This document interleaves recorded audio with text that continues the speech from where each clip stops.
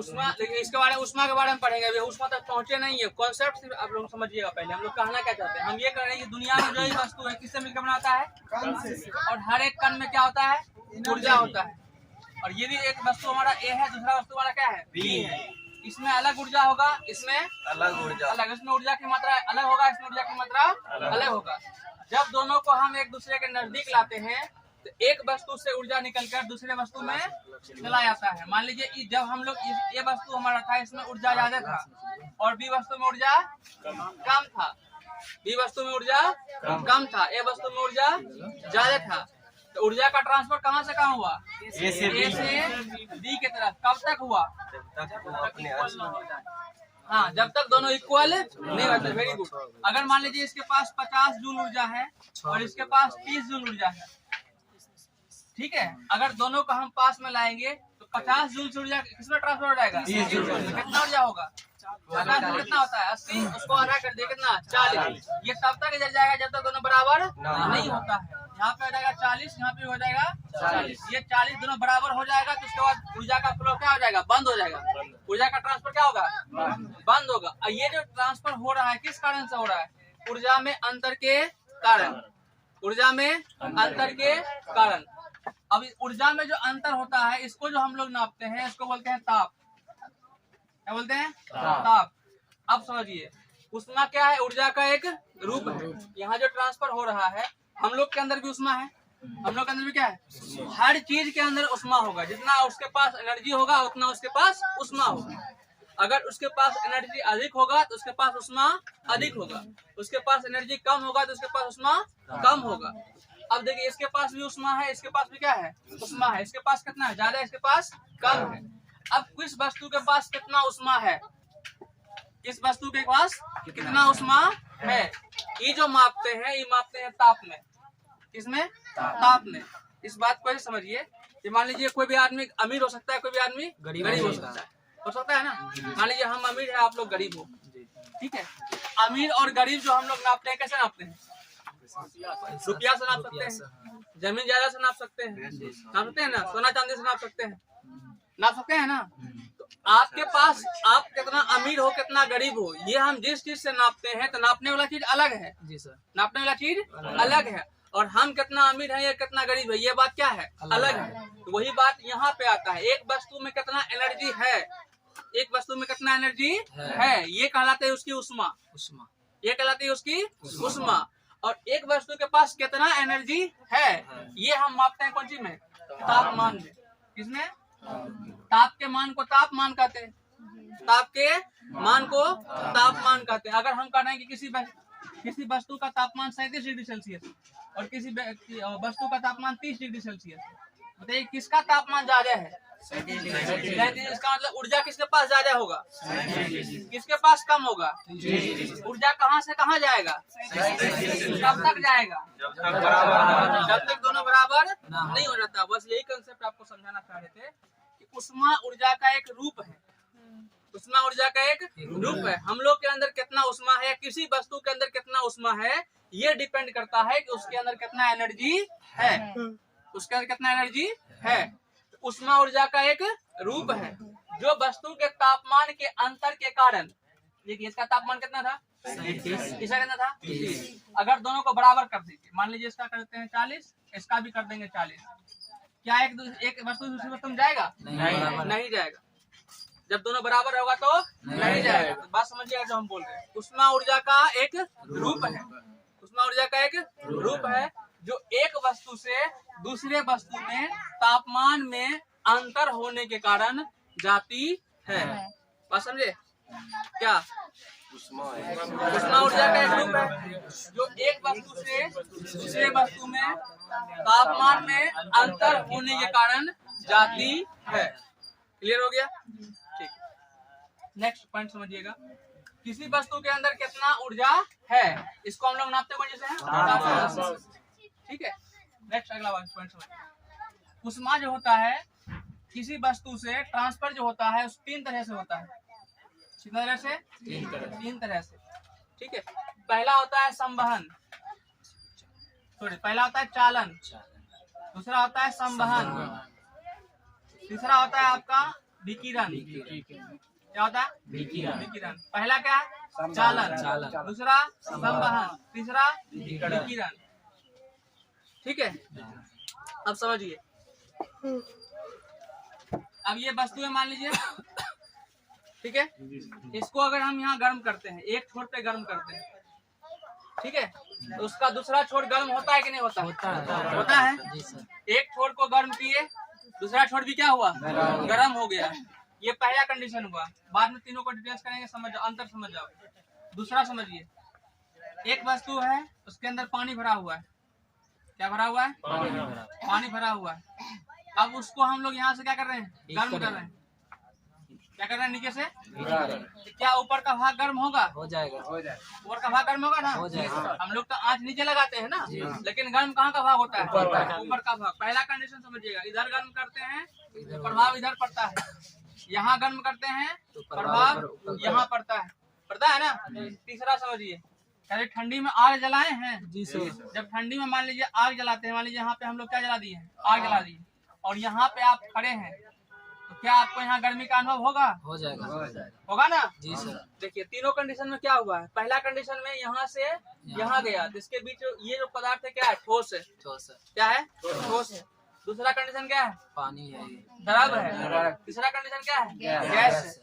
पहला कंडीशन में जब ये गर्म होगा, ये गर्म कैसे होगा? आप लोग खुद दिमाग लगाओ। चालन विधि द्वारा। नहीं, चालन विधि द्वारा तो होगा, वो हम जानते हैं चालन विधि, लेकिन गर्म क्यों होगा? एक लकड़ी है, ठीक है, लकड़ी को अगर हम जलाएंगे तो लकड़ी के एक भाग पकड़ लेते हैं, दूसरा भाग को गर्म करते हैं, क्या आपको पीछे वाला भाग में गर्मी का अनुभव होगा? नहीं होगा, गर्मी का अनुभव नहीं होगा। लेकिन एक लोहा लीजिए, लोहा के एक भाग को गर्म कीजिए, दूसरा हाथ पकड़ ले रहिएगा, आपको गर्मी का अनुभव होगा। तो ऐसा क्यों हो रहा है? हाँ, उसमें कण चलता नहीं है। समझिए बात को। अभी हम लोग पढ़े जितना वस्तु है सब किसी चीज से बना होता है? ऊर्जा से, कण से मिलकर बना होता है। और प्रत्येक कण में क्या होता है? प्रत्येक कण में ऊर्जा होती है। प्रत्येक कण में ऊर्जा। यही बात दिमाग में उष्मा पढ़ रहे हैं तो दिमाग में क्या आपको पहले बोल दिया, कितना बैठाइए कि प्रत्येक वस्तु कण से मिलकर बना होता है, और प्रत्येक कण में ऊर्जा होती है। तो वही ऊर्जा उसकी उष्मा है, वही ऊर्जा उसकी उष्मा है। अब ये कण यहाँ पे है, ये कण यहाँ पे है, सब में कण, सब कणों से मिलकर बना हुआ है, और हम गर्म कर रहे हैं। मान लीजिए इस कण को, इस कण में क्या कर रहे हैं? गर्म कर रहे हैं। गर्म कर रहे हैं, यहाँ पे गर्म कर रहे हैं ना। और यहाँ पे जब इस कण को गर्म किए हैं, तो कण के अंदर, कण जो होता है, कण के अंदर जो ऊर्जा होता है, ये ऊर्जा इसके जैसे गर्म किए तो इसको ताप दिए हैं, हम गर्म किए, उसको ताप दे रहे हैं कि ताप ले रहे हैं? ताप दे रहे हैं ना। तो हम ताप देने का मतलब क्या हुआ? उसको ऊर्जा दे रहे हैं। ताप क्या दे रहे हैं? ताप देने का मतलब देखिए, आपके अंदर कितना ताप है, ये मतलब डिपेंड करता है कि आपके अंदर कितना ऊर्जा है। जितना ऊर्जा उतना ताप। और हम यहाँ पे इसको क्या दे रहे हैं? ताप दे रहे हैं। ताप देने का मतलब उसको क्या दे रहे हैं? ऊर्जा दे रहे हैं। जब इस कण को हम ऊर्जा देंगे, इस कण में कौन सा गुण आएगा? गति करने का। किस करने का? करने का, गति करने का। तो यहाँ से ये कण अपना ऊर्जा, ये कण में जब गति होगा तो ये कण इस कण से टकराएगा, तो ये कण इसको गर्म कर देगा, ये कण इसको गर्म कर देगा, ये वाला कण अगला कण को, ये वाला कण अगला कण को, ये वाला कण अगला कण को, और यहाँ करते करते लास्ट में जो यहाँ होगा, यहाँ पे ये कण भी क्या हो जाएगा? गर्म हो जाएगा। ये कण भी गर्म हो जाएगा। वही प्रक्रिया इस सब कण के साथ भी होगा, वही प्रक्रिया इस सब कण के साथ भी होगा। ठीक है, अब इतना बात यहाँ समझ गए। अब इसमें आइए, तीनों को अलग अलग एक साथ समझेंगे, तीनों समझ में आ जाएगा। अलग अलग समझेंगे, कंफ्यूजन में आ जाओगे। ठीक है, इसको देखिए, यहाँ पे क्या होता है? यहाँ पे क्या होता है? अभी गर्म कर रहे हैं, यहाँ पे होता क्या है? हीट देते हैं, उसके बाद वो तो हम भी जानते हैं हीट उसमें हो रहा है। जैसे यहाँ पे अभी हम लोग क्या बताएं आपको, यहाँ गर्म हुआ ये वाला कण, ये गर्म किया दूसरे कण को, ये गर्म किया तीसरे कण को, ऐसे करते करते यहाँ तक आ गया ना। यहाँ पे क्या होगा? ये भी कण से मिलकर बना होता है, लेकिन यहाँ पे इसके ऐसा बात नहीं होगा। ठीक है, यहाँ पे क्या होगा कि आपको इसके पहले में जलधारा, जब हम लोग को आपको पढ़ाते ज्योग्राफी में जलधारा पढ़ाए थे, उसमें एक चीज पढ़ाई थी कि जब कोई चीज गर्म होता है तो कहाँ जाता है? ऊपर जाता है ना। अब जब यहाँ पे आप गर्म करोगे तो यहाँ जो कण होगा, ये कण गर्म होगा, और ऊपर वाला कण क्या होगा? ठंडा होगा ना। हम गर्म कर रहे हैं नीचे, तो गर्म कौन होगा? नीचे वाला ना। ऊपर वाला कण गर्म नहीं होता। अब जो चीज गर्म होगा वो कहाँ जाएगा? ये कण यहाँ चला जाएगा ऊपर। जैसे ये ऊपर जाएगा तो ये जो है खाली हो जाएगा। एक खाली जगह को छेकने के लिए कौन आएगा? ठंडा। जैसे हवा में कर रहे थे बात, हवा में क्या होता था? जैसे कोई हवा होता है, गर्म हो गया तो हवा कहाँ चला गया? ऊपर। उस हवा को छेकने के लिए दूर से ठंडा हवा आता है, तो वही बन जाता है पवन, बनता है ना। तो यही बात यहाँ पे है। जैसे ये यहाँ पे गर्म हुआ तो ये कहाँ जाएगा? ऊपर। जैसे ये ऊपर जाएगा, इस जगह को छेकने के लिए ये ठंडा पानी जो ऊपर में था वो कहाँ आएगा? नीचे। ऐसे ये होते रहे, कब तक होगा? जब तक पूरा पानी गर्म नहीं हो जाता। तो ये जब हो रहा है, इसमें इस चीज को देख लिए कैसे गर्म हो रहा है, इसको देख लिए, ये कैसे गर्म हो रहा है, इसको देख लिए। अब ये कैसे गर्म हो रहा है? आप यहाँ आग जल रहा था, आप थे यहाँ, आपके पास आ गया ना, कैसे आया? यहाँ तो कण था, कण घूम रहा था, यहाँ पे क्या हुआ? उष्मा कहाँ चला गया? वायु में। वायु में जाने के बाद आसपास के, अपने आसपास के वातावरण को कर दिया, गर्म कर दिया। तीन चीज हुआ, तीनों में अब अंतर समझिए। पहला कंडीशन में क्या हुआ? ये कण एक जगह से दूसरे जगह नहीं गया था।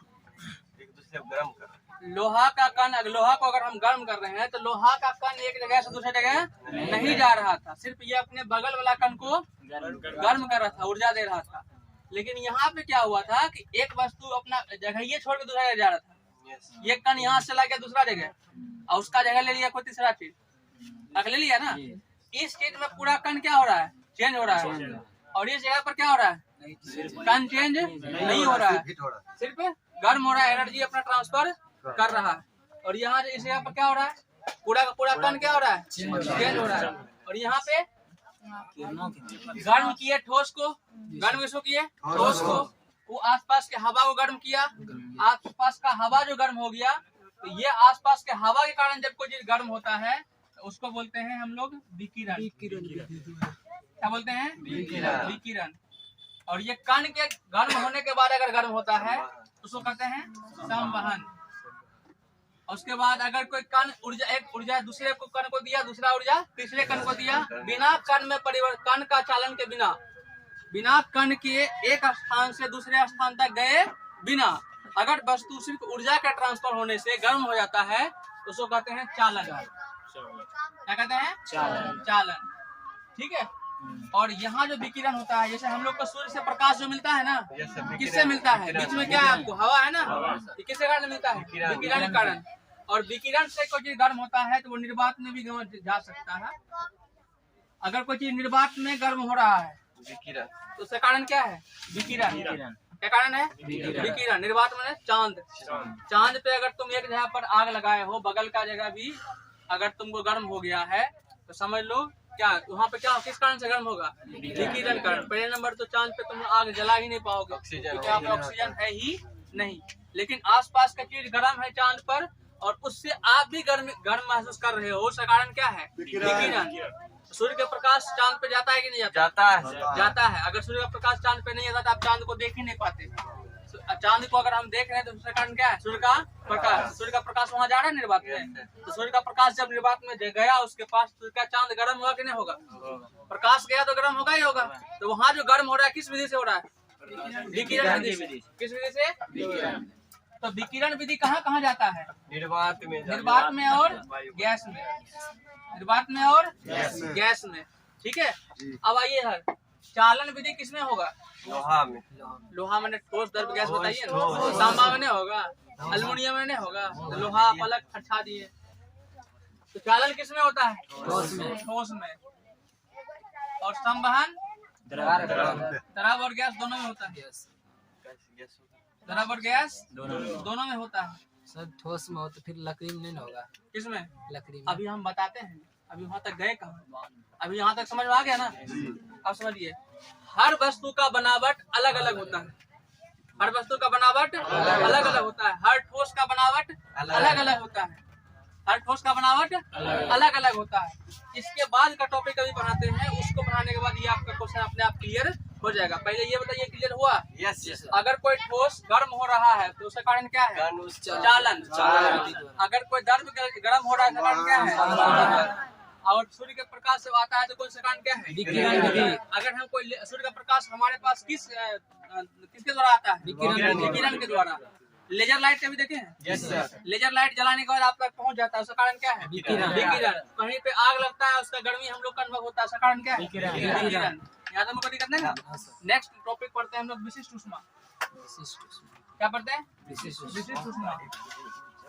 ये टॉपिक पढ़ लीजिएगा तो आपका क्वेश्चन क्लियर हो जाएगा। ठीक है,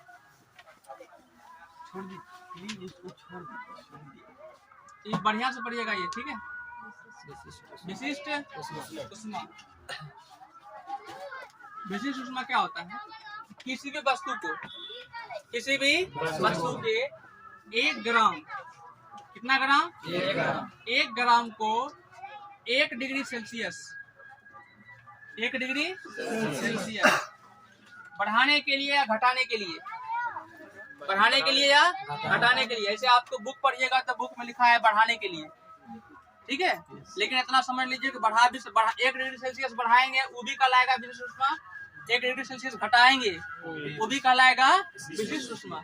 तो हम लोग यहाँ पे ये पढ़ेंगे, किसी वस्तु के 1 ग्राम द्रव्यमान को 1 ग्राम द्रव्यमान को 1 डिग्री सेल्सियस चेंज करने के लिए, 1 डिग्री सेल्सियस चेंज करने के लिए। चेंज करने का मतलब ये हुआ, या तो हम इसको बढ़ा सकते हैं या तो इसको हम घटा सकते हैं। किसी वस्तु के 1 ग्राम द्रव्यमान को चेंज करने के लिए अब हमको इसके ऊष्मा क्या करना पड़ेगा? तापमान को चेंज कर रहे हैं। 1 डिग्री सेल्सियस क्या कर रहे हैं? चेंज कर रहे हैं। क्या? वस्तु का कौन चीज? तापमान। वस्तु का तापमान कितना चेंज कर रहे हैं? 1 डिग्री सेल्सियस चेंज कर रहे हैं। अब तुम ये बताओ कि वस्तु का तापमान हम कैसे चेंज करेंगे? गरम करके या तो ठंडा करके। तो गरम करना है, ठंडा करना। गरम करने का मतलब क्या हुआ? उसको हम ऊर्जा दे रहे हैं। ठंडा का मतलब ऊर्जा ले रहे हैं। अगर हम उससे ऊर्जा निकाल लिए तो क्या हो जाएगा? ठंडा। अगर हम उसको ऊर्जा दे दिए तो गरम। किसी वस्तु के 1 ग्राम द्रव्यमान को कितना? 1 ग्राम द्रव्यमान को 1 डिग्री सेल्सियस अगर हम चेंज करते हैं, या तो हम उसको बढ़ा देते हैं या तो उसको हम घटा देते हैं। बढ़ाने के लिए किसकी आवश्यकता होगी? तापमान की। तापमान है ऊर्जा की आवश्यकता होगा ना। जितना ऊर्जा या जितना ऊष्मा की आवश्यकता होगा, ऊर्जा की आवश्यकता होगा। ऊर्जा को हम लोग क्या कहते हैं? ऊष्मा कहते हैं। ऊष्मा क्या? ऊर्जा का एक रूप है। तो किसी वस्तु के 1 ग्राम द्रव्यमान को 1 डिग्री सेल्सियस चेंज करने के लिए जितनी ऊष्मा की आवश्यकता होती है, उसी ऊष्मा को विशिष्ट ऊष्मा कहते हैं। क्या कहते हैं? विशिष्ट ऊष्मा कहते हैं। अब हर वस्तु का विशिष्ट ऊष्मा क्या होगा? अलग अलग होगा। कोई किसी का 1 ग्राम चाहिए हमको, कितना ग्राम? 1 ग्राम ही चाहिए। अगर मान लीजिए कि 5 केजी का वस्तु है, हमको 5 केजी से मतलब नहीं है। उसके 1 ग्राम को अलग कर लेंगे और 1 ग्राम को अलग करके उसके 1 डिग्री सेल्सियस को या तो हम बढ़ाएंगे या तो घटाएंगे। जितना ऊष्मा की आवश्यकता होगा उसी ऊष्मा को हम लोग क्या कहेंगे? विशिष्ट ऊष्मा। और हर वस्तु का बनावट क्या होता है? अलग अलग होता है। अब हर वस्तु का बनावट अलग अलग होता है तो उसके 1 डिग्री सेल्सियस चेंज करने में हर वस्तु को ऊष्मा की आवश्यकता अलग अलग होगा। किसी को ज्यादा होगा, किसी को कम होगा ना। लोहा को क्या होता है कि ताप चेंज करने के लिए ऊष्मा की आवश्यकता कम होती है। लकड़ी को चेंज करने के लिए ऊष्मा की आवश्यकता क्या होती है? अधिक होती है। यही कारण है कि लकड़ी को अगर एक स्थान जलाते भी हैं तो उसका ऊष्मा जो होता है एक स्थान से दूसरे स्थान तक जल्दी नहीं आता है। ठीक है, जल्दी नहीं आता है। इस कारण से जब हम लकड़ी को जलाते हैं तो उसका एक भाग तो गर्म होता है लेकिन दूसरा भाग गर्म नहीं होता है। लेकिन लोहा को अगर आप गर्म करते हैं तो उसका एक भाग दूसरे भाग क्या होता है? जल्दी गर्म हो जाता है। ठीक है, समझ आ गया बोला? क्या होता है? जब 1 ग्राम किसी भी वस्तु के 1 ग्राम द्रव्यमान को 1 डिग्री सेल्सियस चेंज करने के लिए जितनी ऊष्मा की आवश्यकता होगी उसे विशिष्ट ऊष्मा कहते हैं। सबसे अधिक विशिष्ट ऊष्मा जो होती है वो हाइड्रोजन में होती है। किसमें? हाइड्रोजन में।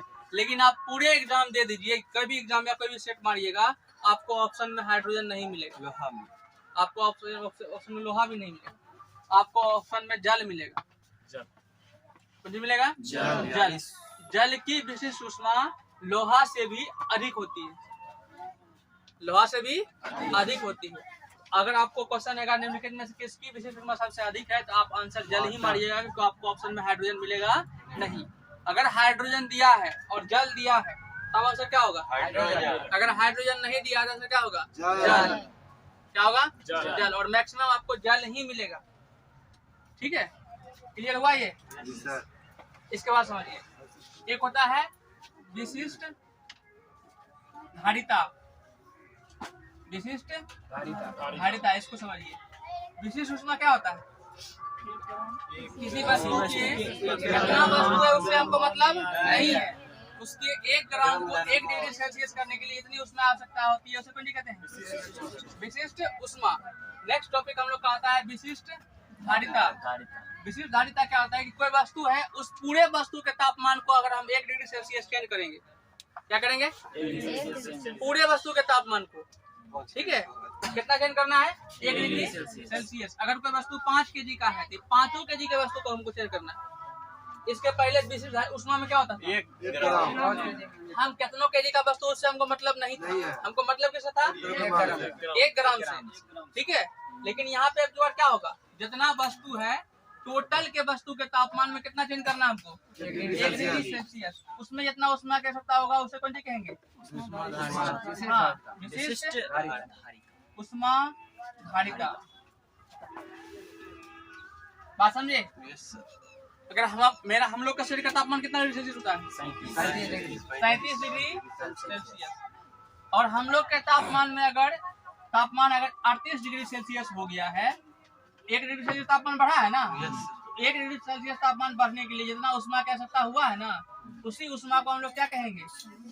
विशिष्ट ऊष्मा धारिता। दोनों सेम ही कोई बात है, लेकिन दोनों में थोड़ा अंतर क्या है कि जब हम विशिष्ट ऊष्मा धारिता की बात करेंगे तो ओवरऑल पूरे वस्तु की बात कर लेंगे, और जब हम विशिष्ट ऊष्मा की बात करेंगे तो उसमें केवल और केवल हम 1 ग्राम की बात करेंगे।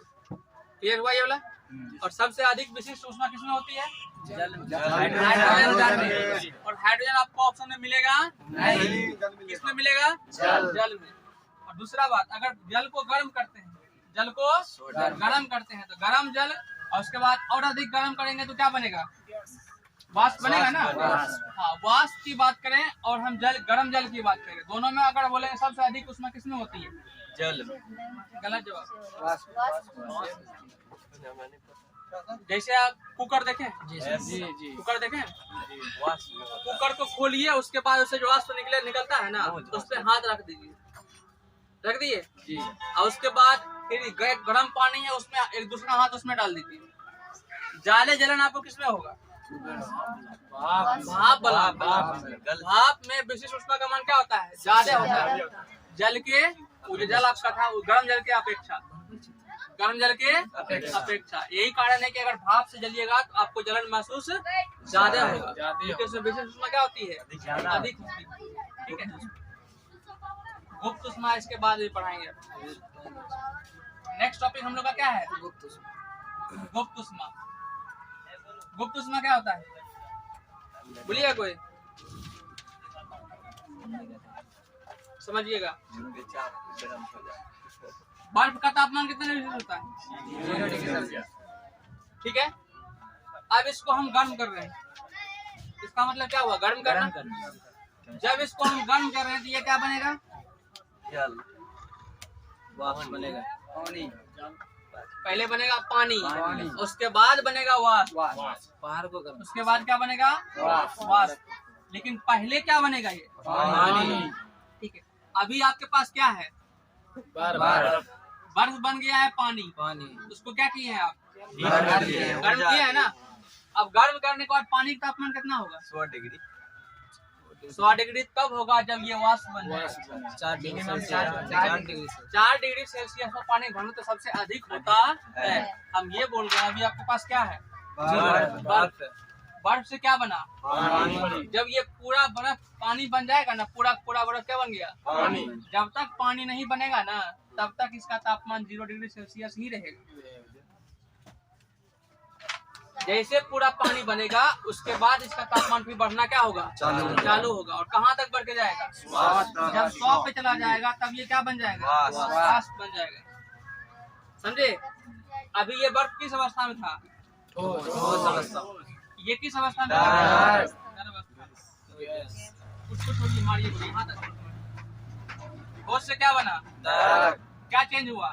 अवस्था चेंज हुआ ना, अवस्था चेंज हो गया।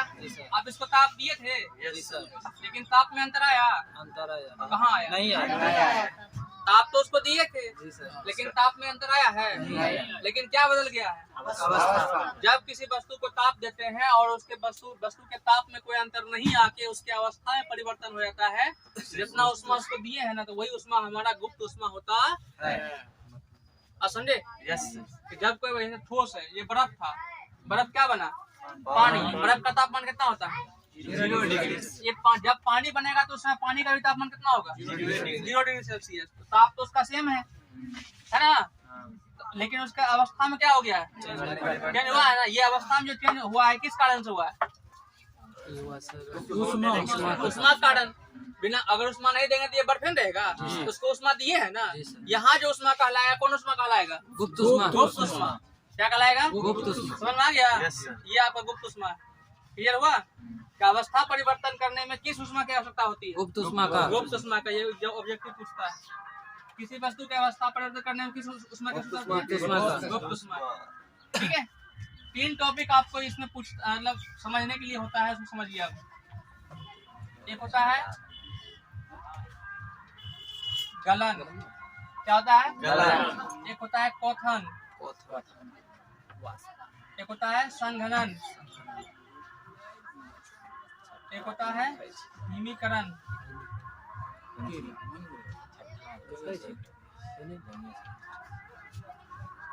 एक एक्स्ट्रा पढ़ लीजिए, वाष्पीकरण। वाष्पीकरण। चलिए, पहला क्या है? जलन। गलन। ठीक है। हम लोग जानते हैं पदार्थ की कितनी अवस्था? 3 अवस्था। देखिए, वर्तमान में 5 अवस्था खोज हो चुका है, लेकिन केमिस्ट्री में जब हम लोग पढ़ेंगे तो पदार्थ की 5 अवस्था। फिजिक्स में जब पढ़ेंगे पदार्थ की 3 अवस्था। कौन कौन? ठोस, द्रव, गैस। ठोस, द्रव, गैस। द्रव और गैस। और कोई चीज ठोस है, क्या उसको हम द्रव में बदल सकते हैं? जी सर। बदल सकते हैं। जी सर। कोई चीज द्रव है, उसको गैस में बदल सकते हैं। गैस में बदल सकते हैं। और ये जो हम परिवर्तन करते हैं, किसमें परिवर्तन करते हैं? गुप्त उष्मा। अवस्था में। अवस्था में। इसमें किसके द्वारा? हाँ, ताप और उष्मा। और किसी चीज से हम ताप उसको चेंज कर। ताप मैंने तो उष्मा समझ ही गए हम लोग। अगर उसको ताप दिए, इसका मतलब उसको उष्मा दिए। उष्मा दिए का मतलब उसको ऊर्जा दिए। ऊर्जा दी। सारा खेल किस चीज का है? ऊर्जा का। ऊर्जा का।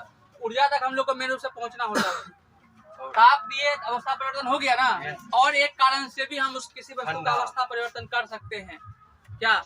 ठंडा करना, मैंने ताप में अंतर हुआ ना।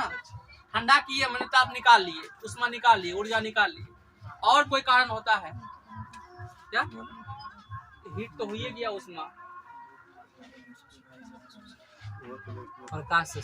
क्या? प्रकाश से। प्रकाश से हम अवस्था परिवर्तन कर देते हैं। जैसे उस बर्फ को रखेंगे तो पानी नहीं हो जाएगा। तो उसको प्रकाश दिए, मैंने तापे दिए ना। उसमें तो आग नहीं एक लगेगा। और आग लगेगा तभी ताप कहलाएगा। आपको कम्बल लपेट देंगे चारों बगल से, तब गर्मी नहीं लगेगा आपको? कहाँ? आपको आग कहाँ लगा? नेक्स्ट, दूसरा बोलिए कोई। और कोई अवस्था पूछे। किस कारण से हम वस्तु की अवस्था चेंज कर सकते हैं? एक कारण आप लोग जानते हैं, ताप। दूसरा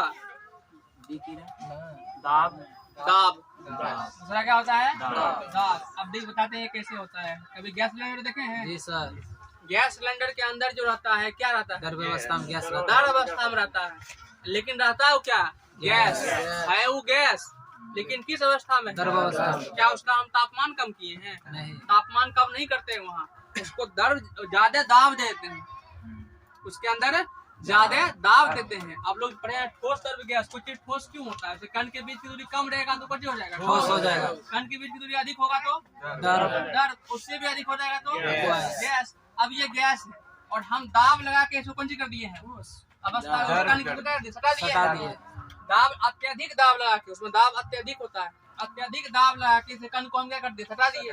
जब कण को हम सटा दिए, क्या बन गया? द्रव। क्या बन गया? अवस्था परिवर्तन यहाँ भी हुआ ना। कौन सी था? गैस।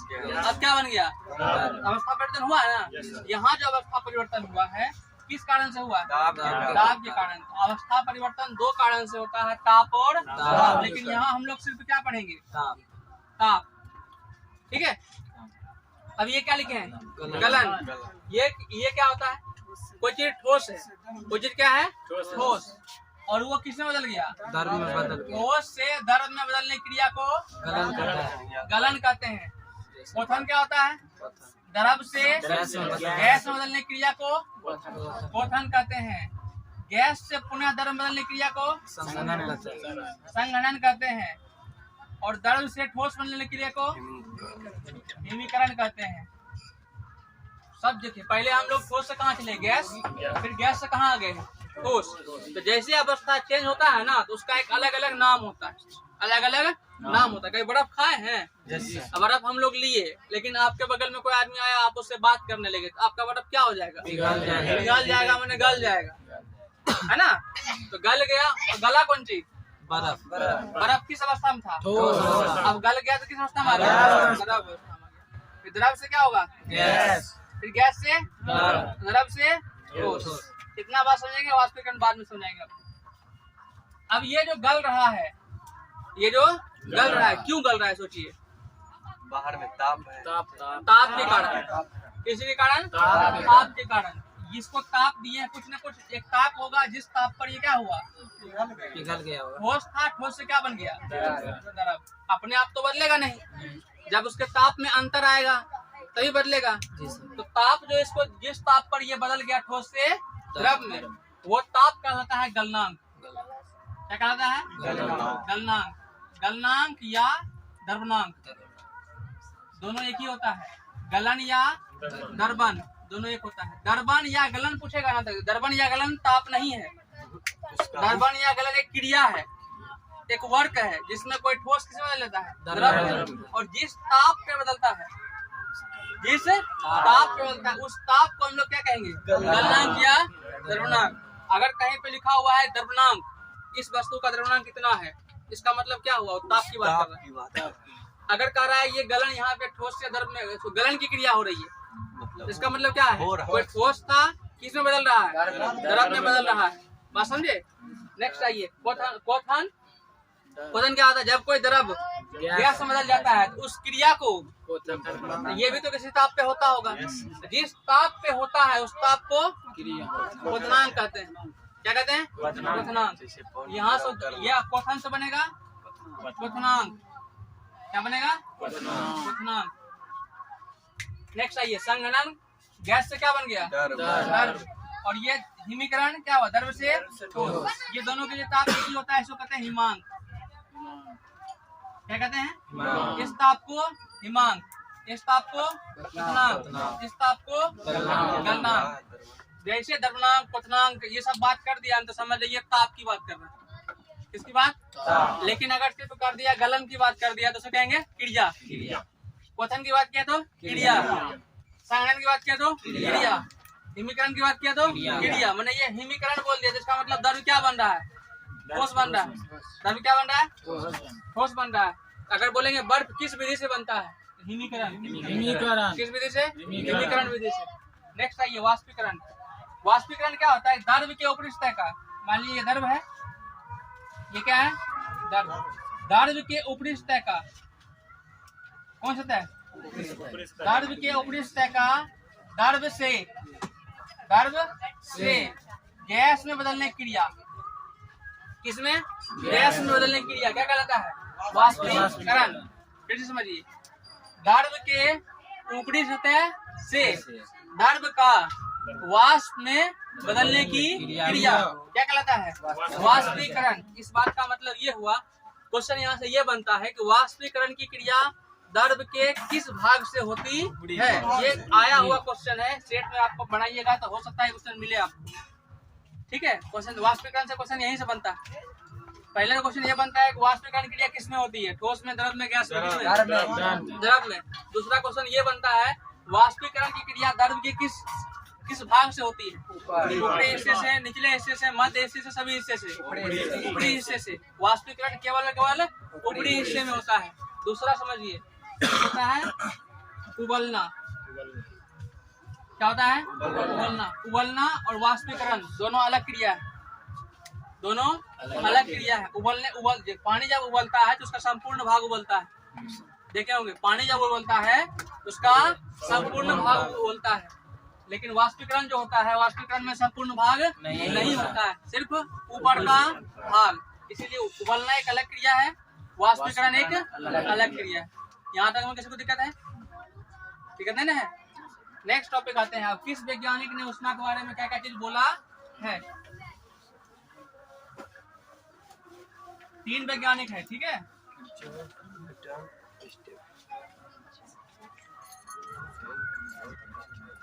पहला वैज्ञानिक का नाम है किरचॉफ। क्या नाम है? किरचॉफ। दिखाई पड़ता है पीछे?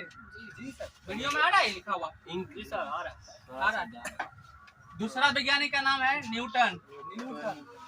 क्या नाम है? तीसरा वैज्ञानिक का नाम है स्टीफन। ठीक है। अब समझिए किरचॉफ ने क्या कहा। किरचॉफ ने कहा कि वस्तु जो मतलब कुछ वस्तु ऐसे होते हैं जो वस्तु जितना अधिक देर से गर्म होगा तो वस्तु उतना अधिक देर बाद ठंडा होगा। ऐसा नहीं होंगे? जितना देर से गर्म होगा उतना देर से ठंडा। हाँ, इसका तुम पढ़ा घर में कि नहीं? मान लीजिए एक वस्तु ए है, दूसरा वस्तु बी है, तीसरा वस्तु सी है। अब किरचॉफ क्या कहा उसको सुनिएगा। किरचॉफ कहा जो वस्तु को एक वस्तु हमारा ए है, इसको गर्म होने में 5 मिनट का टाइम लगा। कितना मिनट? 5 मिनट। दूसरा वस्तु बी है, इसको गर्म होने में 10 मिनट का टाइम लगा। तीसरा वस्तु सी है, इसको गर्म होने में 15 मिनट का टाइम लगा। ठीक है। बताइए सबसे पहले ठंडा कौन होगा? 5 मिनट वाला। बाद में जब देखा किरचॉफ तो इसको ठंडा होने में कितना टाइम लगा? 5 मिनट। इसको ठंडा होने में 10 मिनट। इसको ठंडा होने में 15 मिनट। इन्होंने क्या देखा कि जो वस्तु जितना जल्दी गर्म होता है ना वो वस्तु उतना ज्यादा ठंडा होता है। जो वस्तु जितना जल्दी गर्म होता है वो वस्तु उतना जल्दी ठंडा होगा। अब ये बताइए, अब यहाँ से टॉपिक मिलाते हैं दोनों टॉपिक। एक और टॉपिक यहाँ लेकर आते हैं, विशिष्ट ऊष्मा। विशिष्ट ऊष्मा। अब दोनों चीज को हम लोग यहाँ पे मिलाएंगे, बात को मिलाएंगे। ठीक है, तो देखते हैं किसका कौन समझे इस बात को। विशिष्ट ऊष्मा जिसका 2 वस्तु हमारे पास है, एक ए है, 3 वस्तु ले लेते हैं, बी है और तीसरा क्या है? यही वस्तु रख देते हैं। ठीक है, जो यहाँ वस्तु है। ठीक है, एक वस्तु करना है ए है, दूसरा वस्तु बी है, तीसरा वस्तु सी है। अब बताइए किसका विशिष्ट ऊष्मा इसमें ज्यादा होगा? यहाँ देखिए ए वाला जो वस्तु था ना, ये गर्म कितने देर में हुआ? ठंडा कितने देर में हुआ? 1 10 15। अब यही वस्तु यहाँ तीनों उठा के यहाँ डाल दी है। अब बोले हैं कि एक वस्तु 5 मिनट में गर्म होता है, ठंडा तुरंत रहता है। 10 मिनट में गर्म होता है, ठंडा भी। 15 मिनट में गर्म होता है, 15 मिनट में ठंडा हो गया। अब क्वेश्चन हम ये बोले हैं कि यही तीनों वस्तु में कौन वस्तु का विशिष्ट ऊष्मा ज्यादा होगा? 15। हाँ, कौन ज्यादा होगा? ए वाला की बी वाला सी वाला? सी वाला। क्यों? क्योंकि उसका टाइम ज्यादा लगता है। हीट देंगे तो उसमें घनत्व की बात कहाँ से आती है? कुछ से कुछ मत बोलिए। ताप ज्यादा लगेगा। इसमें सी वाला है, सही जवाब है। सी सही है। अब कैसे सही हुआ उसको समझिए। अब विशिष्ट ऊष्मा का दिमाग में लाइए। विशिष्ट ऊष्मा क्या था? किसी वस्तु के 1 ग्राम को 1 डिग्री सेल्सियस चेंज करने के लिए जितना ऊष्मा की आवश्यकता लग रहा था, ठीक है, जितना ज्यादा ऊष्मा लग रहा था, जितना ऊष्मा लग रहा था वही ऊष्मा हमारा कौन सी है? विशिष्ट ऊष्मा। अब देखिए ये जल्दी गर्म हो गया, इसका मतलब इसके 1 ग्राम को चेंज करने में कम टाइम लगा होगा, जल्दी ये गर्म हो गया। अब जल्दी गर्म हो गया तो इसका मतलब इसको ऊष्मा 5 मिनट तक मिला है। 5 मिनट तक मिला। कितना गर्म हुआ है? इससे ज्यादा ऊष्मा इसको मिला है, इससे ज्यादा ऊष्मा इसको मिला है, तब लेट तक गर्म हुआ है। इसका मतलब जितना ज्यादा देर तक, जितना लेट से गर्म होगा, इसका मतलब उसके पास ऊष्मा भी उतना ज्यादा आएगा ना। एक वस्तु को हम 5 मिनट गर्म किए, एक वस्तु को 10 मिनट गर्म किए, एक वस्तु को 15 मिनट, तो किसके पास ज्यादा ऊष्मा आ रहा है? 15 मिनट। ये देर से गर्म क्यों हो रहा है? क्योंकि इसके विशिष्ट ऊष्मा का मान क्या है? ज्यादा है। इसको 1 ग्राम को 1 डिग्री सेल्सियस बढ़ाने के लिए उष्मा की आवश्यकता क्या लग रही है? अधिक लग रही है। उष्मा की आवश्यकता अधिक लग रही है, इसीलिए इसको गर्म करने में टाइम ज्यादा लग रहा है। इसको 1 डिग्री सेल्सियस चेंज करने के लिए कम में ताप की आवश्यकता है ना, इसलिए जल्दी गर्म होता है। इसको ज्यादा ताप की आवश्यकता है, इसीलिए ये लेट से गर्म हो रहा है। अब बताइए ए बी सी में अधिक विशेष उष्मा किसका होगा? सी का समझ में आ गया? अब ये बताइए कि लोहा जल्दी गर्म होगा कि पानी जल्दी गर्म होगा? पानी जल्दी लोहा जल्दी गर्म होगा कि पानी? पानी पूरा फिजिक्स को चौपट करके रख दिए हैं, सब कुछ पढ़ लिए हैं। ठीक है, अभी हमें उसको यहाँ लेकर आएंगे ना, तो आप बोलोगे क्या गर्म होगा? अभी बोल रहे कोई लोहा बोल रहा है, कोई पानी बोल रहा है, दिमाग लगा के बोलो, ऐसा टक्कर पे मत बोलो। लोहा लोहा, हाँ सही बोला ही। लोहा जल्दी गर्म क्यों होगा? लोहा का विशेष उष्मा का मान कम होता है, जल के विशेष उष्मा का मान क्या होता है? ज्यादा होता है। ये आपको भी उसमें पढ़ाए थे, जब विशेष उष्मा पढ़ाए थे ना। लोहा का विशेष उष्मा का मान क्या होता है? कम। पानी का क्या होता है? ज्यादा। जब पानी का विशेष उष्मा ज्यादा है तो इसका मतलब पानी देर से गर्म होगा, और लोहा का विशेष उष्मा का मान क्या है? कम है, जिसका मतलब पानी लोहा जल्दी गर्म हो जाएगा। तो लोहा जल्दी गर्म हो जाएगा और पानी लेट से गर्म होगा ना। जल्दी ठंडा कौन चीज होगा? पहले लोहा पहले लोहा ठंडा, हाँ, और बाद पानी। क्योंकि हम लोग अभी जस्ट पढ़े हैं किरचॉफ के अनुसार, जो चीज जितना जल्दी गर्म होगा ठंडा भी उतना जल्दी होगा। तो पानी को गर्म होने में टाइम ज्यादा लग रहा था, इसका मतलब ठंडा भी लेट से होगा, और लोहा वाला पहले, और पानी गर्म जल्दी हो रहा था, ठंडा भी पहले हो जाएगा। अब आप क्वेश्चन बोलिए, जवाब दीजिएगा। 2 शहर है, एक शहर हमारा मान लीजिए ये हमारा सैदपुर है, ठीक है ना, तो ऑप्शन में हम नहीं ले सकते ना, तो बता लेते, दोनों का मेंबर पॉइंट मौजूद है। चलो दूसरा लेते हैं, क्या ले लें? मानसी दूर पड़ जाता है, ले लेते हैं मानसी। एक हमारा सैदपुर, दूसरा हमारा क्या है? मानसी। मानसी के बगल में एक नदी बहता है, गंगा जी। गंगा। सपोज कीजिए कि सैदपुर के बगल से कोई नदी नहीं बहता है, नहीं बहता है, समझाने के लिए बोल रहे हैं। अब गलती करने पर मत लग जाएगी, गलती बोल रहे अभी मत सोचिएगा कि सैदपुर के बगल से कोई नदी नहीं है, सिर्फ समझाने के लिए बोल रहे हैं। सपोज कीजिए कि सैदपुर के बगल से कोई नदी नहीं है और मानसी के बगल से कोई नदी बहता है, तो किस जगह पर रहने से आपको ज्यादा गर्मी का अनुभव होगा? सैदपुर का है? पानी नहीं है, पानी नहीं है तो क्या हुआ? पानी नहीं है तो क्या हुआ, आप ही बताइए। सबसे ज्यादा गर्मी लगे है मानसी में। मानसी लगेगा ना जी सर। का है? मानसी में कैसे? अच्छा ठीक है, बोले अपना अपना सबका मत है बोलने का, हम लोग लोकतांत्रिक देश में रहते हैं, तो पछाड़ो नहीं कि कैसे हो जाएगा, होगा, अपना अपना दिमाग लगाइए। अगर आप सैदपुर बोल रहे हैं तो आंसर बोलिए क्यों? गंगा जी का वहाँ पे वाष्पीकरण होगा ना, पानी का वाष्पीकरण होगा ना। सब हम आपको बताते हैं। आपको एक रूम में बंद कर दिए हैं और दूसरा आदमी को दूसरे रूम में बंद कर दिए, और आपके बगल में कोई पेड़ पौधा नहीं है, चारों बगल खुला है, रूम में आपको पैक किए हैं, और दूसरा आदमी के बगल में क्या है? पेड़ पौधा है, लगा हुआ है, तो किसका रूम ठंडा रहेगा? आपका गर्म रहेगा ना। तो हम लोग को गर्मी लगेगा या ठंडी, ये डिपेंड करता है कि हमारे आसपास के कौन सी है ना। अब बताइए, आपके हम लोग सैदपुर के बगल में कुछ है? पानी तो नहीं है। अब कुछ नहीं है तो इसका मतलब क्या है? धरती कौन सी है? ठोस के लिए गैस, ठोस है, ठोस, चारों बगल ठोस है। क्या बगल? अब मानसी की बात करते हैं, मानसी में 3 बगल ठोस होगा, एक बगल क्या होगा? गर्म होगा ना। क्या हुआ आकाश? हाँ, अब वो समझ गया, बात पकड़ लिया। अब सूर्य का प्रकाश यहाँ ही पड़ रहा है, सूर्य का प्रकाश यहाँ ही पड़ रहा है, ठोस ज्यादा गर्म होगा ना। चारों बगल ठोसे है, ज्यादा गर्मी, इसमें गर्मी क्या लगेगा? ज्यादा लगेगा ना।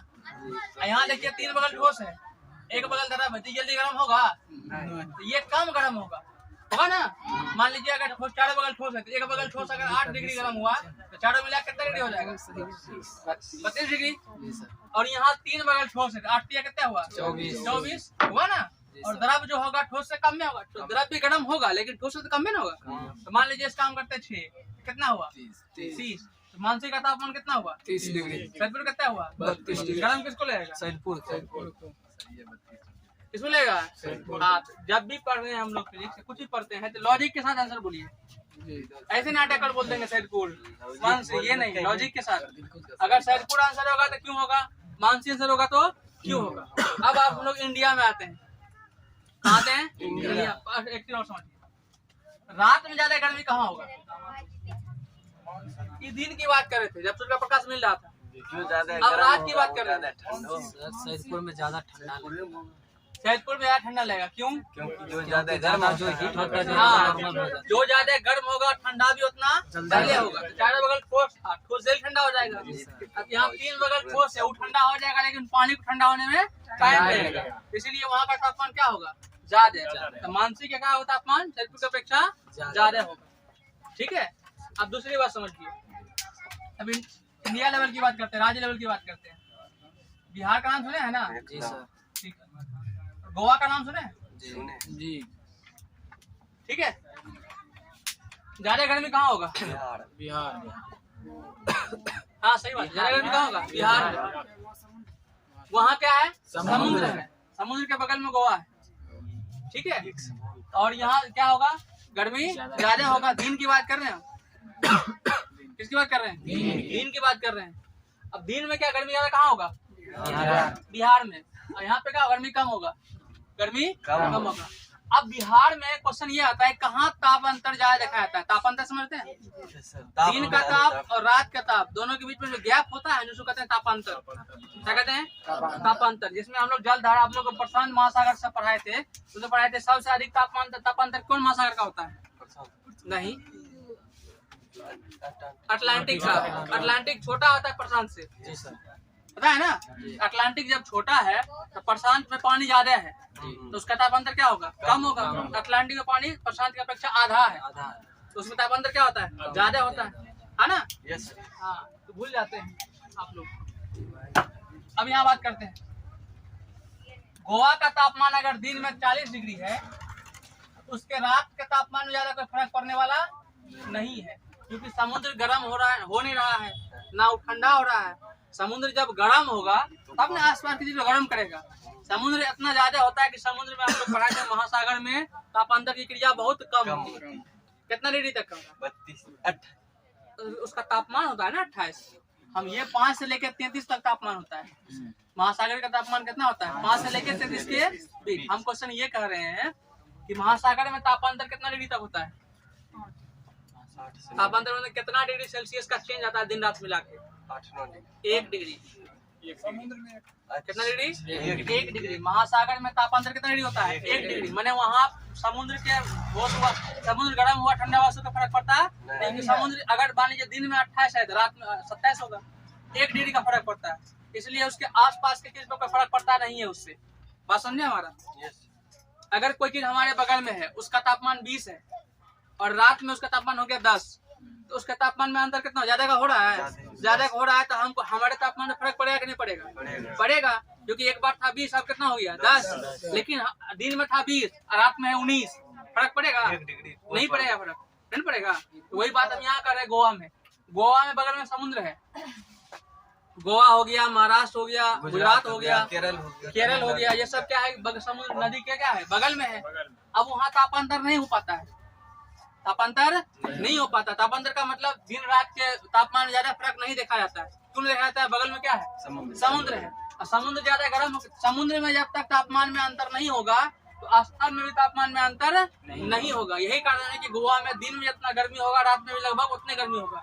दिन में जितना ठंडा होगा रात में भी लगभग उतनी ठंडा होगा। लेकिन बिहार में देख लीजिए, दिन में 43 डिग्री, रात में 28 डिग्री, पता है ना?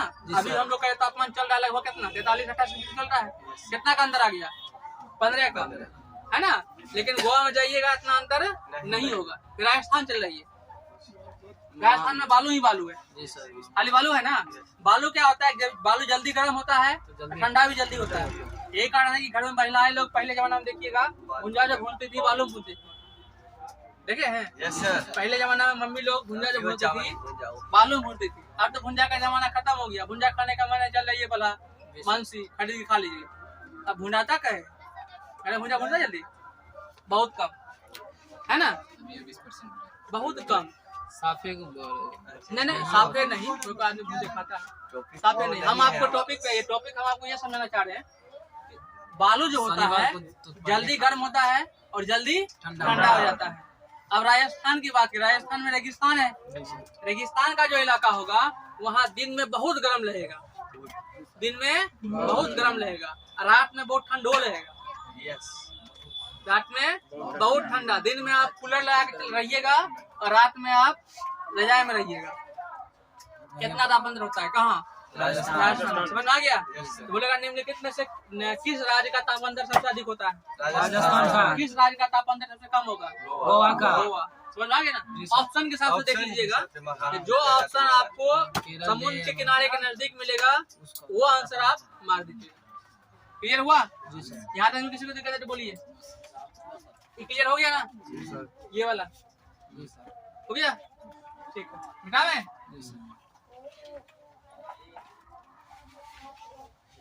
चलिए एक टॉपिक हम लोग और करते हैं, खत्म ही कर लेते हैं इसको, ठीक है? बहुत लंबा है।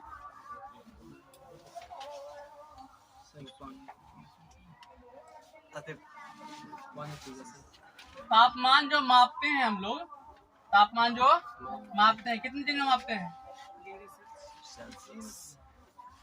Fahrenheit degree Celsius. 4 चीज में। कितना में? या तो सेल्सियस में, या तो केल्विन, या तो एमपी रोमर। क्या होता है? रोमर। जानते थे। सी से सेल्सियस, सेल्सियस, एफ से फ़ारेनहाइट, के से केल्विन, आर से रोमर। रोमर।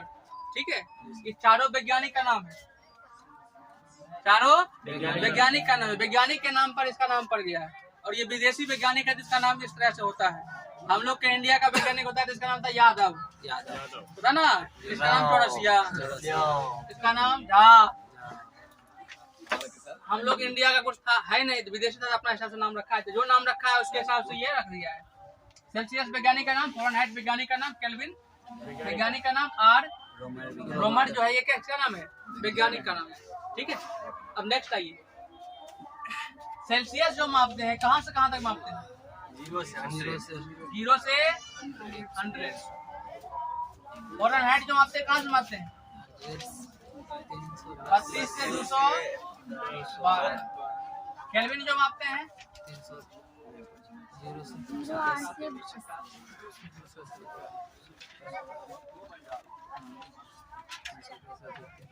रोमर जो मापते हैं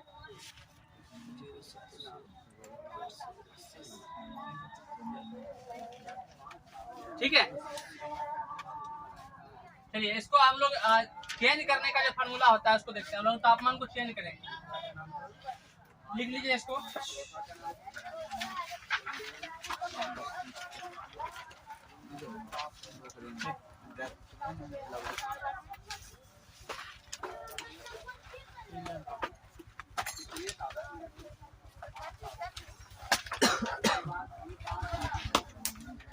इसको लिखिए 273 से 373।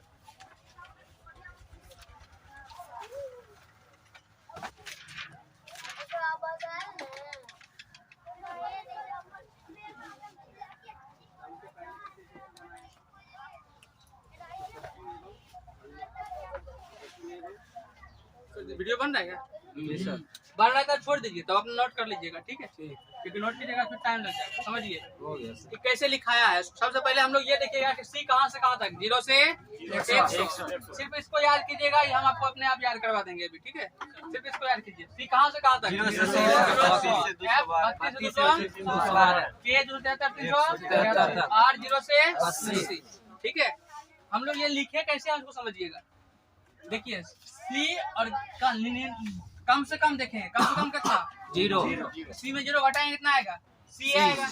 ऐसे लिखाता है C - 0/5, लेकिन 0 घटाएंगे 0 रह जाएगा, इसीलिए इसको नहीं लिखे आपको। हम डायरेक्ट लिखते हैं C/5। सी सिर्फ सी समझो, ऊपर वाला समझिए, नीचे वाला कैसे आएगा अपने आप कर लीजिएगा। ऊपर वाला समझ गए? ऊपर में क्या लिखेंगे? जो लिखा है उसको और उसको कम वाला से घटा देंगे, ठीक है? अब देखिए दूसरा क्या लिखा है ना, दोनों में कम कितना है? 32। कितना घटाएंगे? घटा दिए।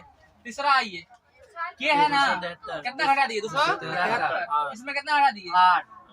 घटाएं कितना? Zero, zero. क्या लिखाएगा? आर लिखाएगा ना? तो ऊपर वाला समझ गए कैसे लिखा है? जी सर। ऊपर वाला कैसे लिखे हैं?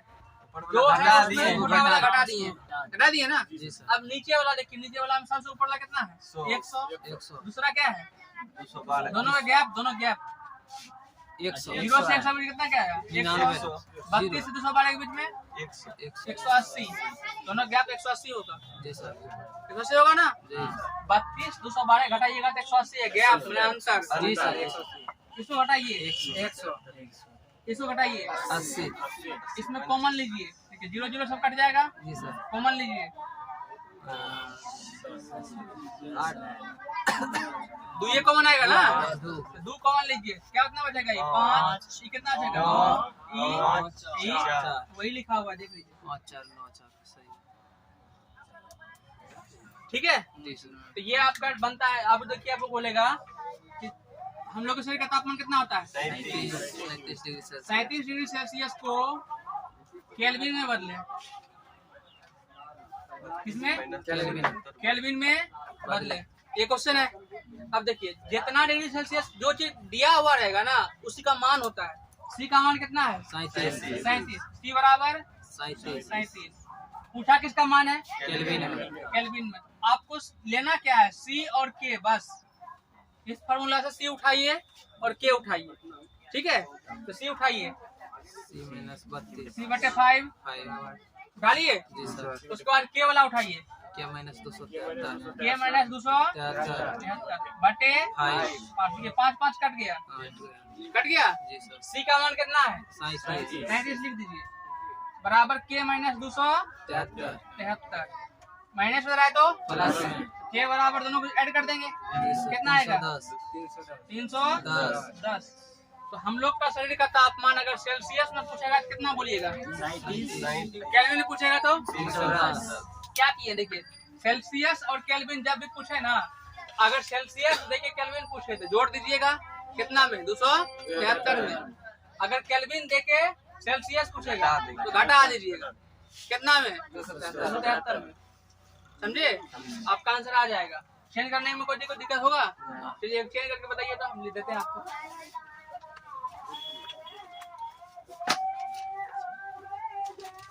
-40 डिग्री सेल्सियस को फ़ारेनहाइट में बदले।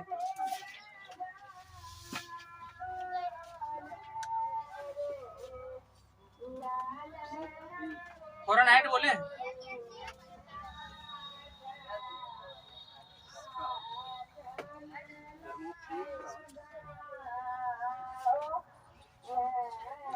-60 कितना? -8। फिर से बनाइए।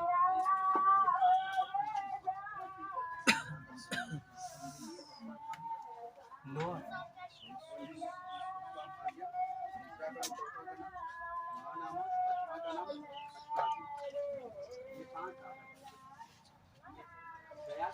40 खाली 40। फिर से निकालिए, गलत है। खाली 40 माइनस हाँ? -40 हाँ। -40 वही तो आप बोल रहे हैं 40, तभी तो आपको शॉर्ट लग रहा था। -40 पर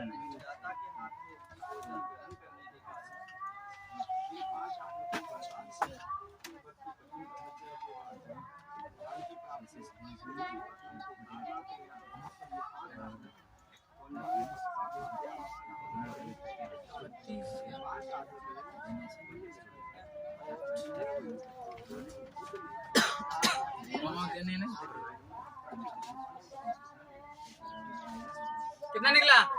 -40। अगर आपको क्वेश्चन पूछे कि कितना डिग्री तापमान पर सेल्सियस और फ़ारेनहाइट दोनों बराबर होता है? -40। एग्जाम में आता है। -40 डिग्री तापमान जो होता है सेल्सियस में भी वही होता है और फ़ारेनहाइट में भी वही होता है। कोई दिक्कत? अगला निकालिए। क्या नहीं निकला? माइनस में नहीं निकला, प्लस में निकल गया। देखो यहाँ हम निकालते हैं तब माइनस में निकला। तो किसी बात कर रहा है? सी और एफ की बात कर रहा है ना, तो हम सी देखेंगे और एफ देखेंगे। सी बटे 5 हो गया, F माइनस 32 बटे 9 होगा ना। अब बैक क्रॉस कीजिए 9 इंटू 40 और C का मान कितना दिया हुआ है माइनस 40। C की जगह पर लिख देंगे माइनस 40। F गुना 5 5F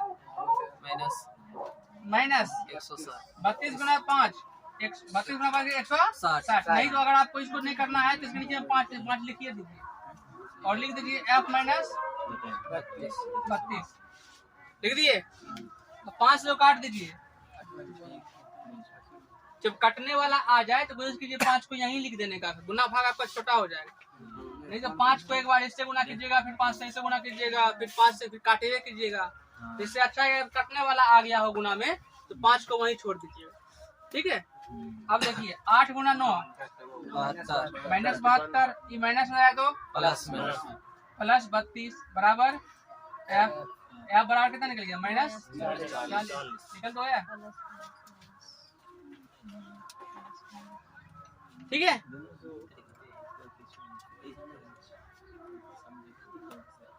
हो गया ना। अगला बनाइए 273 केल्विन को सेल्सियस में बदले।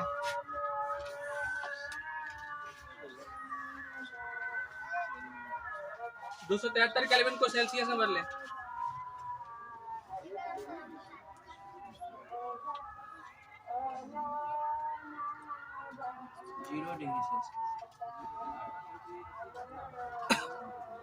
सबका उतना निकला।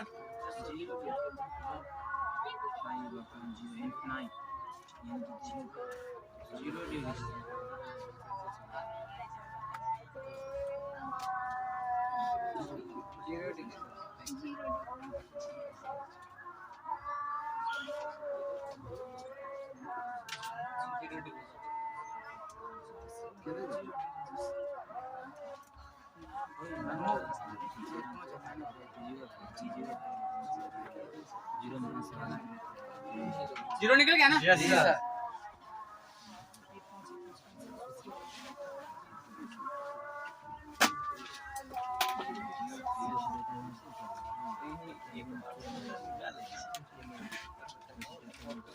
देखिए हम लोग का जो गर्म लगता है ठंडा लगता है ये डिपेंड करता है 3 बातों पर। कितना बातों पर?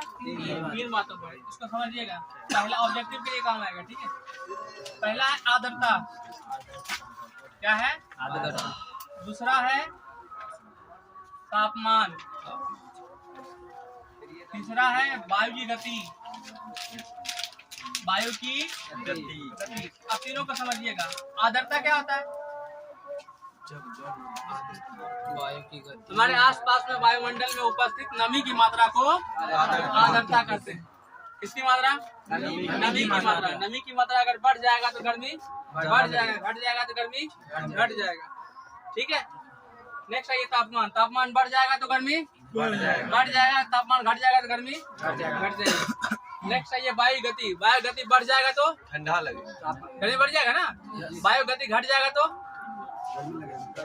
गर्मी लगेगा। अभी मान लीजिए एक जगह है जहाँ पे वायु का स्पीड 10 मीटर प्रति सेकेंड है और एक जगह है जहाँ वायु बिल्कुल कुछ नहीं हिलियो ना, पत्तों नहीं हिल रहा है, तो गर्मी ज्यादा कहाँ लगेगा? जहाँ कुछ नहीं हिल रहा है वहाँ गर्मी ज्यादा लगेगा, देगा ना। तो वही तो आपको समझा रहे थे। वायु गति पर भी गर्मी ठंडा निर्भर करता है, तापमान पर भी निर्भर करता है और आर्द्रता पर भी निर्भर करता है।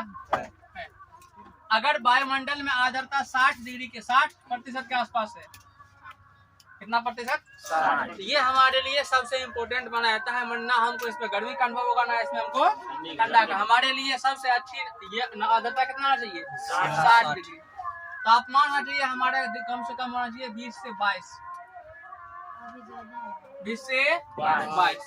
ठीक है। नेक्स्ट आइए वायु गति होना चाहिए 2 मीटर प्रति सेकेंड। कितना? 2 मीटर प्रति सेकेंड। अब आते हैं, अगर ये तीनों चीज अगर कोई कंट्रोल कर दे, तीनों चीज को कंट्रोल कर दे तो हमारे शरीर को रिलैक्स अनुभव होगा कि नहीं होगा? होगा। तीनों चीज को कंट्रोल कर दे तो हमको क्या होगा? रिलैक्स अनुभव होगा ना। ऐसा चीज होता है ये जो तीनों कंट्रोल करता हो। एसी एसी आर्द्रता को भी कंट्रोल करता है, नमी को भी कंट्रोल करता है। देखिएगा एसी में अगर ज्यादा गर्मी होगा तो पानी टपकने लगता है। देखिए कभी एसी आर्द्रता को भी कंट्रोल करता है, तापमान को भी कंट्रोल करता है। एसी का तापमान कभी 0 नहीं होता है। एसी देखे हैं सब लोग देखे बैठे हैं एसी में? हाँ, ठीक। एसी को जवाब दीजिए, एसी में मिनिमम तापमान कितना हो सकता है? मिनिमम 32 हो जाएगा तो गर्मी ही लगेगा। कम से कम एसी का तापमान कितना होता है? 0 डिग्री तक जाने बर्फ में बन जाएगा। 20 होता है। 4 डिग्री 15 लिखा रहता है गैस एजेंसी। 15 तो नहीं लिखा होगा। नहीं हाई होता है सर पूरा। 15 नहीं होगा, झूठे। एसी में इसका मतलब नहीं बैठे हैं आप। सर एसी में बैठते हैं सर, वही देखते नहीं। एसी में क्या देखते हैं? उसका हवा खाली लेते हैं, हवा दिखाई पड़ता है। उसका हवा आता है खाली, ठंडा महसूस हवा होता है। आता है? उससे हवा आता है ना सर? नहीं आता है। सर वहाँ पे हवा हाथ महसूस रखिएगा। होता है, ठंडापन महसूस होता वही ना। है। हवा कहाँ आता बाहर है? जाता एसी है। के नीचे में अगर पेपर रख दीजिए आगे में, क्या पेपर हिलेगा? नहीं। पेपर नहीं हिलेगा, इसमें हवा नहीं आ रहा है। हवा तो निकालता है। हवा आता है, ठंडा हवा बहुत कम। उसको तो वही तो बोल रहे कंट्रोल कर रहा है। वायु को भी कंट्रोल करता है, तापमान को भी कंट्रोल करता है, और आर्द्रता को भी हम तो बैठे हैं। कैसे मान लेंगे? बैठल है एसी में, तुम कैसे बैठ गया? एसी छोटा होता है। रूम में है, रूम में लगा। तुम एसी में बैठा है, एसी में कैसे बैठ गया? एसी छोटा होता है, इतना बड़ा तो बैठ जाएगा। एसी का मिनिमम तापमान होता है 16 डिग्री सेल्सियस। 15 बोल रहे थे। हाँ, अब देखिए पौरा का कहीं आप लोग कहानी सुने?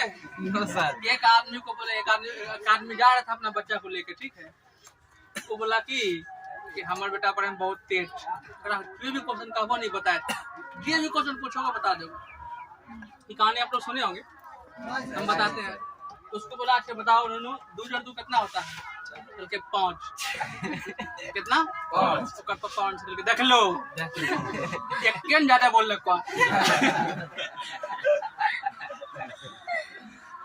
कितना तेज, तनिए कौन ज्यादा। फिर बोला बताओ 3 × 2 कितना होता है? चल के 4। देख लो, एक केन कम बोल लग। ये कहानी कहाँ का है? पौड़ा है। पौड़ा का है।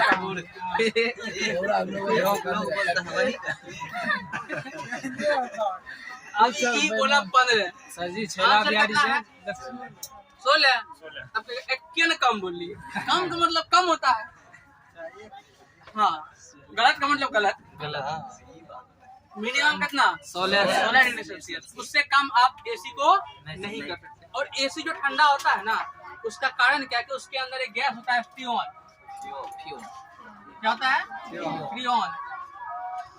और एसी का जो बनावट होता है, ये एसी होता है, इसके अंदर बनावट जो ऐसे अंदर रहता है, जब बाहर से ये हवा शॉक करता है, हवा जब लेता है, उस हवा को ये क्या करता है, इसके अंदर जो फ्रियोन होता है वो बहुत ठंडा गैस होता है।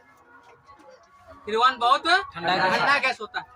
जब ये ठंडा गैस से टकराता है, ये गैस में टकराता है, तो उस हवा को क्या करता है? ठंडा कर देता है। और हवा को जितना हवा आपके पास जाना चाहिए, उतने हवा ही आपके पास जाए, मतलब भेजता है उधर।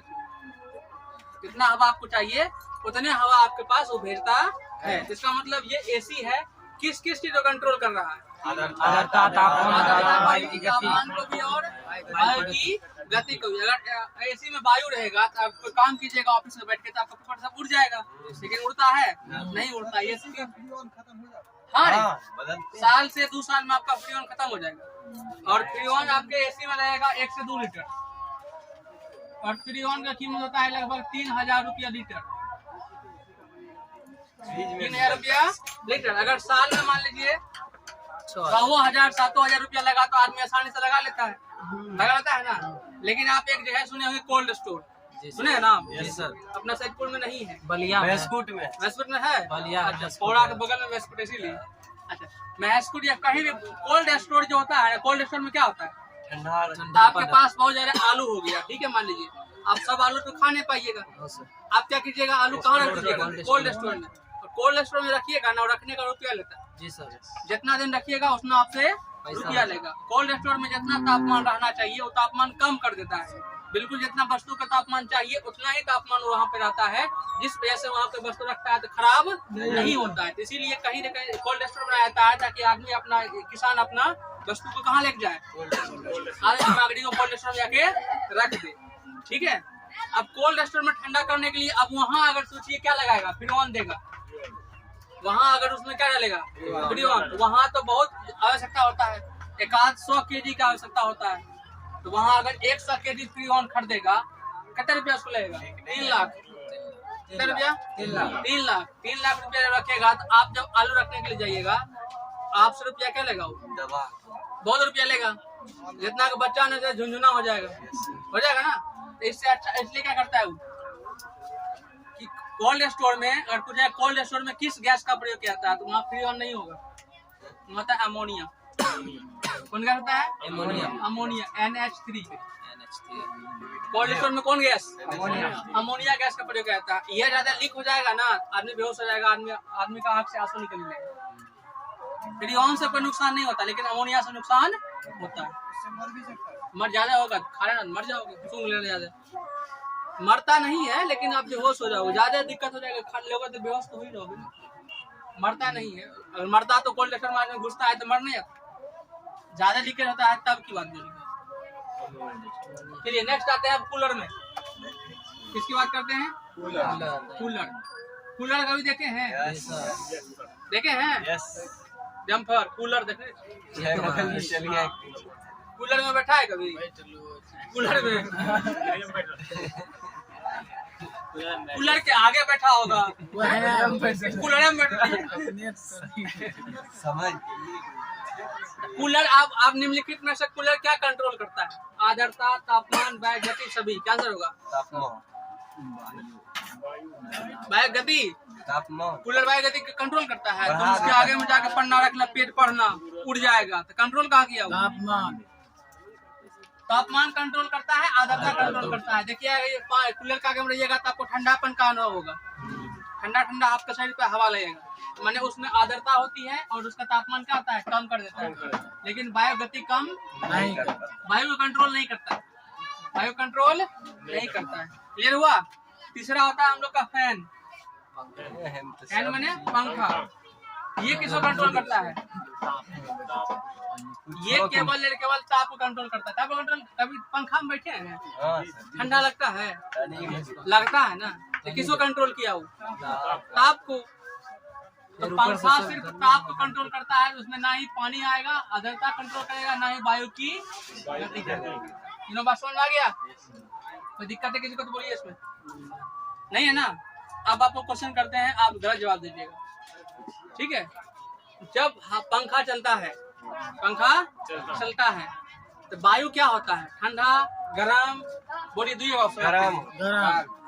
जब पंखा चलता है वायु गरम है, ठंडा हो जाए। तो आप पहले कह लियो गलत जवाब देगा तुम, इसीलिए कल आप हम लोग उल्टे कर देते। सोच के जवाब दो। ठंडा देता है सर।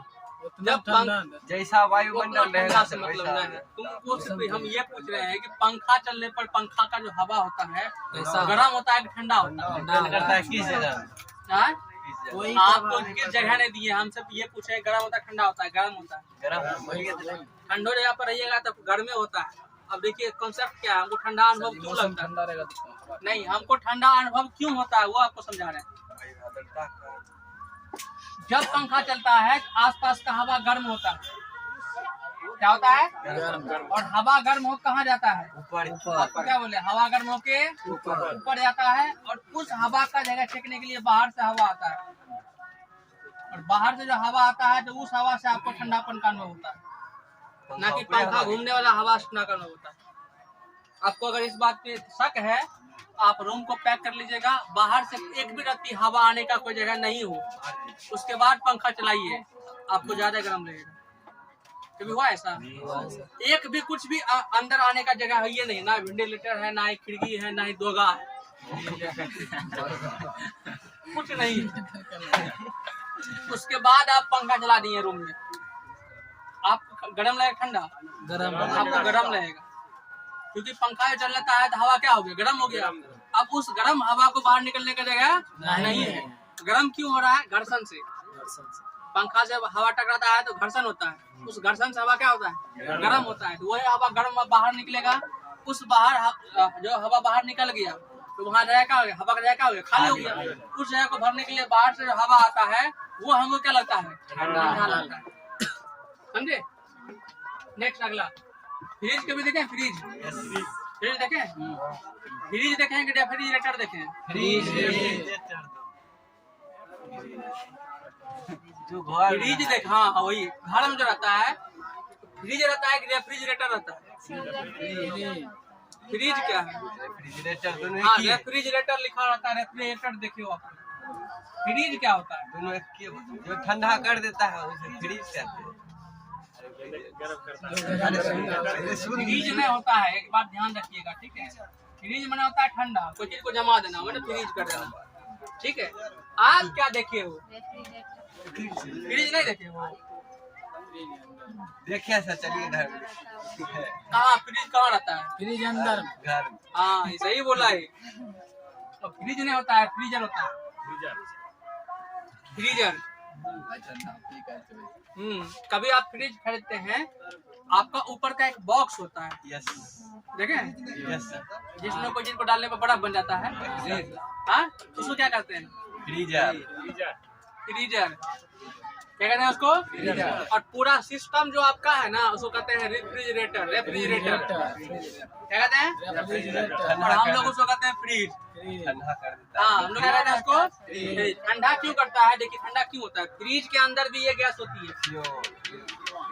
कौन गैस? कहाँ? बॉक्स फ्रीजर के अंदर जो बॉक्स बना हुआ है और उसके अंदर एक पंखा होता है, वो घूमता है। यस अभी देखिए बटन दबाइएगा आवाज आएगा आपको। आवाज आने का मतलब क्या चल रहा है उसमें? पंखा चलता है। और वहां से एक पाइप रहता है, एक क्या होता है उसमें? पाइप होता है। जब हवा वो पाइप से अंदर आता है तो हवा कहाँ से टकराता है? फ्रीऑन से। तो पाइप में क्या भरा हुआ रहता है? Freon gas. हवा चलता है, फ्रीऑन में टकराया, अब वो हवा क्या हो जाएगा? ठंडा गरम ठंडा। फ्रीऑन बहुत ठंडा होता है। अब जैसे उसमें टकराया तो वहाँ का तापमान क्या हो गया? ठंडा। अब वो हवा कहाँ जाएगा? जब नीचे आता है, नीचे क्या करता है? वो ठंडा करता है। अब सोचिए, अगर हम फ्रिज को खोल दिए, रात में क्या कर दिए? फ्रिज को खोल दिए। मूर्ख आदमी बनते हैं, मूर्ख आदमी फ्रिज खरीद लिया। क्या खरीद लिया? उसका पंखा खराब हो गया। पंखा कौन हुआ? कूलर भी खराब, एसी भी खराब, ठीक है? वो आदमी क्या किया? ठंडा लगने के लिए रात में फ्रिज को खोल दिया और फिर सो गया, ठीक है? उसको ठंडा लगेगा गरम नहीं लगे गरम फ्रिज के खोल देवे तो रूम गरम हो प्रभाव कुछ नहीं। जो हवा आ ठंडा ना बंद हो जाता है फ्रिज खुलने के गाँव बाद फैन बंद हो जाता है। क्या? खुलने के बाद फ्रिज पूरा फैन बंद हो जाता है। नहीं, फैन का आवाज नहीं आएगा। नहीं आता, अलग मैटर है, लेकिन फिर बंद नहीं होता।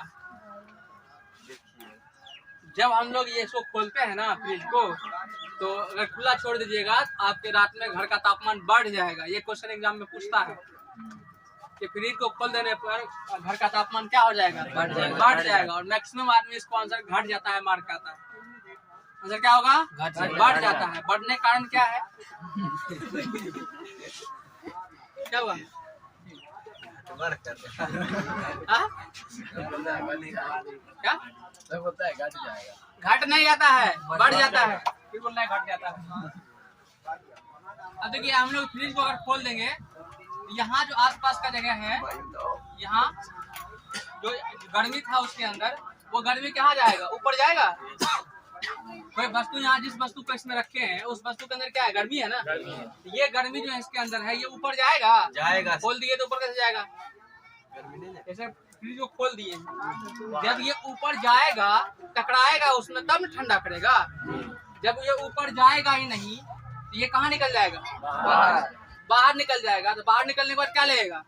गर्मी लगेगा। यही कारण है कि फ्रिज को या रेफ्रिजरेटर को खोल देने के बाद हमारे घर का तापमान क्या होता है? बढ़ जाता है। कभी भी रात में रेफ्रिजरेटर खोल के नहीं सोइएगा, नहीं तो आपको गर्मी का अनुभव ज्यादा होगा, ज्यादा गर्म लगेगा। समझे? हाँ। यहाँ तक किसी को दिक्कत है? नहीं सर। यहाँ इसका आधा घंटा क्लास भी और चलेगा। सर बहुत सुविधा है सर। टॉपिक थोड़ा सा ज्यादा था इसमें, थोड़ा घूम कल कर देते हैं इसको, ठीक जी सर, जी सर। है? आधा घंटा और कल पढ़ा देंगे इसको। जी सर। आज यहीं तक करते हैं। जी सर। हाँ रे। डाले। कितने दिन हुआ है? कितना दिन चलाता है ना? चलिए 2 घंटा चलाता होगा। वो बंद बंद करता है। देखो, अगर तुम नहीं बदलोगे तुमको पता नहीं चलेगा कि खत्म हुआ है। तुम उसको सब दिन चला सकता है।